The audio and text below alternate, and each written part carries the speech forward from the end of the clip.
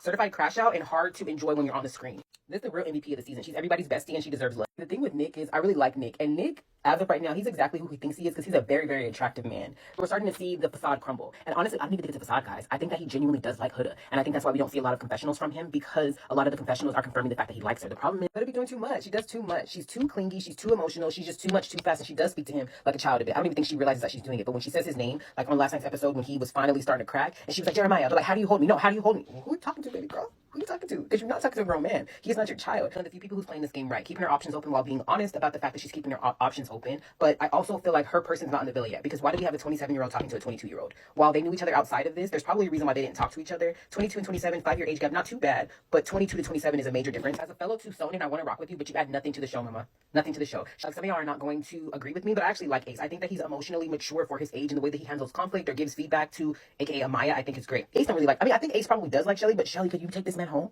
with you? No, probably not. If you voted that way in the voting booth, you're not bringing on the black girls, so let's stop trying to act like this isn't for TV as well. I love Sierra. Sierra is who Huda thinks she is when it comes to the mom of the group. This is our emotionally mature queen. She knows how to express herself in a very productive way while also still being in her feminine, and I appreciate that about her. He doesn't like Alondra. And I don't know if he doesn't like her because he's just not physically attracted to her, or if it's bigger than that and he doesn't like dark-skinned black women. I don't like to always do that, but the reality is the reality sometimes. I would just love to see if another bombshell came in that was more his speed, if he would switch it up, or if all the allegations are true and you're just waiting to get home to your girl. Charlie adds nothing to the villa. He's just happy to be there because he walked in and he was a bombshell that no one really wanted. So he's just happy to have Hannah so that he can be on the show longer.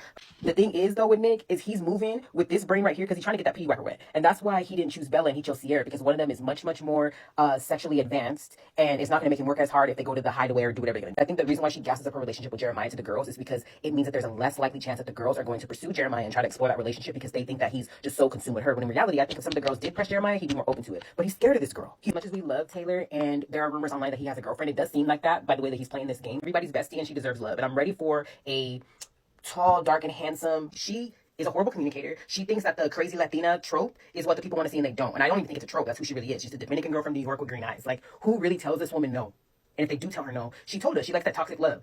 It's great for TV. Keep her on the show. Who was from last season? Was his name Coy or Kai or whatever his name was? Somebody like that to come into this villa and really not play about our girl. But you're not going to talk to Shelly crazy. And Ace told you from the jump what it was, and you refused to hear it. So you think crashing out is cute. No, the edit on here is really good for Austin because he's actually starting to be one of the favorite guys on the show, even though we know that he's not really for the people for real based on some decisions that he's made in a voting booth. I know the production probably doesn't want another black couple to win again, but we do. Nobody in the villa really rocks with her. She's changing the vibe in the villa. She's annoying to everybody. They're not laughing with her, they're laughing at her. I want people to understand that we are watching a TV show and the producers asked him to pick Amaya. Because if he didn't do it, they would have booted him out the same way they booted out Kane last season.